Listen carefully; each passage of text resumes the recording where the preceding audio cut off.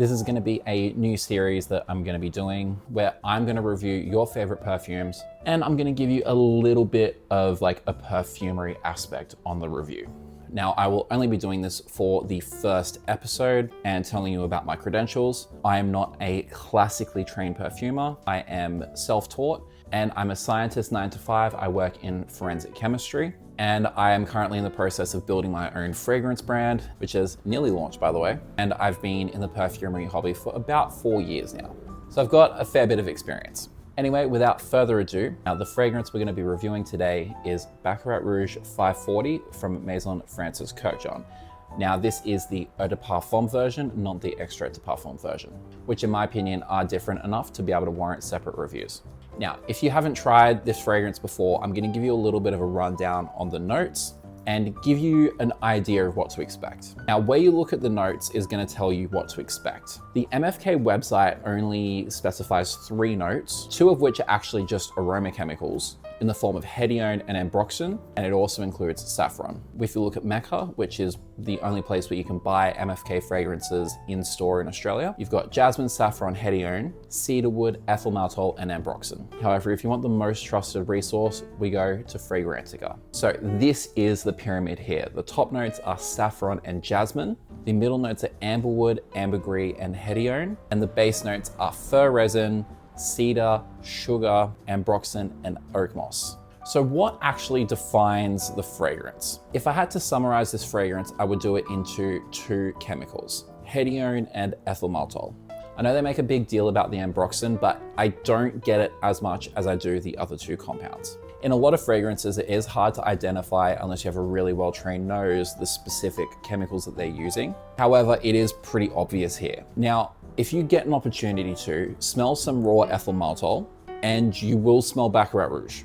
The ethyl maltol is massively overdosed here. Now, it depends on how you feel about ethyl maltol, whether this is a good thing or not. I personally love it, circumstantially, but it is very divisive. And this is the component that I feel is the most divisive part of the fragrance. It makes it very, very sweet. Ethyl maltol is designed to be almost like a cotton candy, caramel, sugar kind of scent. So if you are into your very sweet fragrances, you'll probably enjoy this, but if you don't like your sweets as much, maybe not. On the other hand, you do have hedione. Now this gives the fragrance a very sweet, like halo-like effect, and it radiates the scent profile and it just fills up an entire room. Now, whether this is a good thing or a bad thing, your decision. But these 2 components overwhelmingly are the stars of the show here. Now let's talk the scent journey. This fragrance, I feel, is very, very linear. It doesn't have a very strong opening to it. It doesn't have a very distinctive opening to it. I would say it is slightly spicy from the saffron, but it is just like this radiant, slightly floral scent. You do get the little hints of jasmine. I do not think this is a floral fragrance at all, personally, but it does have natural jasmine as part of its components. However, once you get past that opening, the ethyl maltol just kind of slowly starts to creep in. And then you also get these woody undertones as well. And then it just continues and continues and pretty much just keeps going until you shower it off your skin. This fragrance resolves very quickly. You get to your base very, very quickly. And then it stays like that for a very, very long time. So my general thoughts about this fragrance, while it's divisive, it is undoubtedly, in my opinion, beautifully crafted, and it is very, very well engineered. It is immaculate. Performance-wise, it ticks absolutely every box you could dream of. Longevity, tick. Projection, tick. Sillage, tick. Radiance, tick. When this fragrance launched, it was unique. It was groundbreaking. And now it's one of the most duped fragrances in the entire market, and it's almost kind of created its own category of fragrance. I have heard the term rougère being thrown around, basically to describe scents that copy the DNA of Baccarat Rouge. Despite what you think of its scent profile, it is just revolutionary, and it is one of the most influential fragrances of all time. But now let's go to the downsides, and there are definitely some here. First of all, it does have a challenging scent profile that cannot be denied. For how popular this thing is, it doesn't have what I would call a mass appealing scent profile. Some people think it's too sweet, too sugary. Some will pick up a metallic note, or some will pick up like a burning plastic kind of note. Now, this completely depends on your skin chemistry on how it performs. This is down to the overdose of Ice Super in this fragrance, which gives it the woody undertones that you get.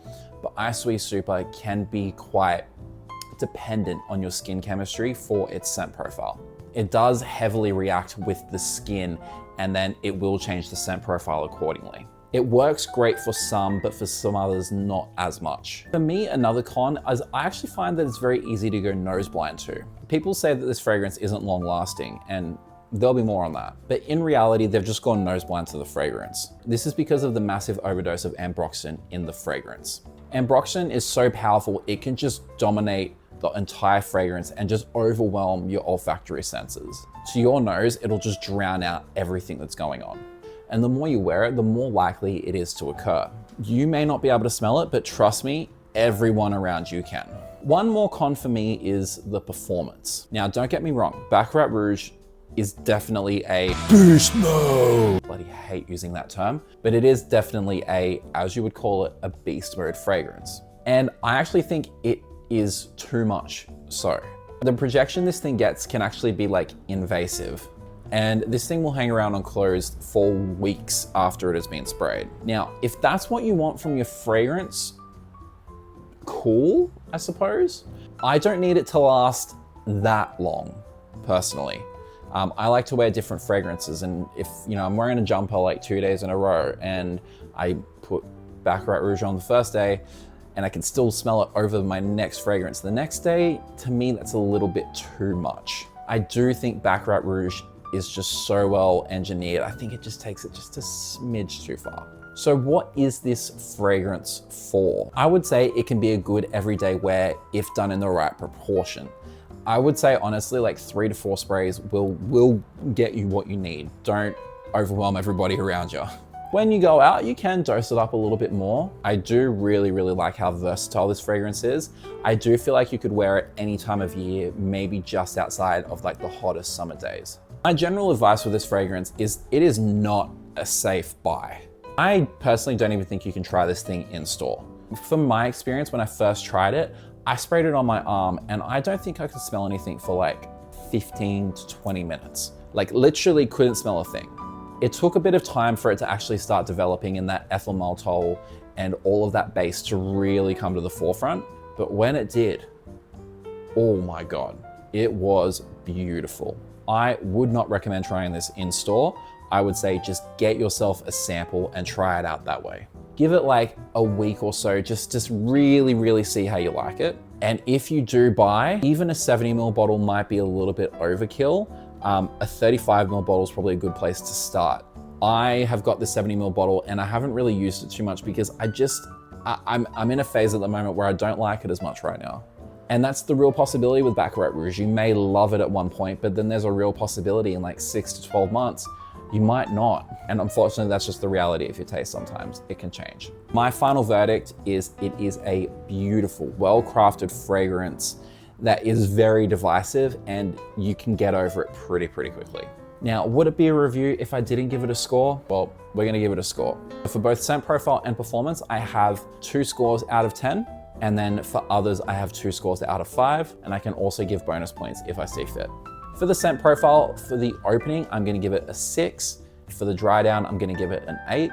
For the performance, I'm gonna give the projection and sillage and also the longevity an 8 out of 10. And that's because I think it just does a little bit too much. In the others category, for value for money, I'm gonna give it a 3.5 out of 5. I do think it is quite expensive for what it is. And for versatility, I'm gonna give it a 4.5 out of 5.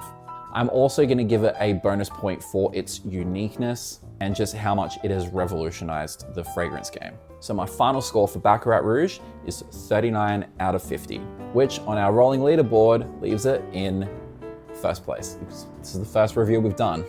Anyway, if you have tried Baccarat Rouge, let me know what you think. Thank you all so much for watching, and as always, I'll see you guys next time.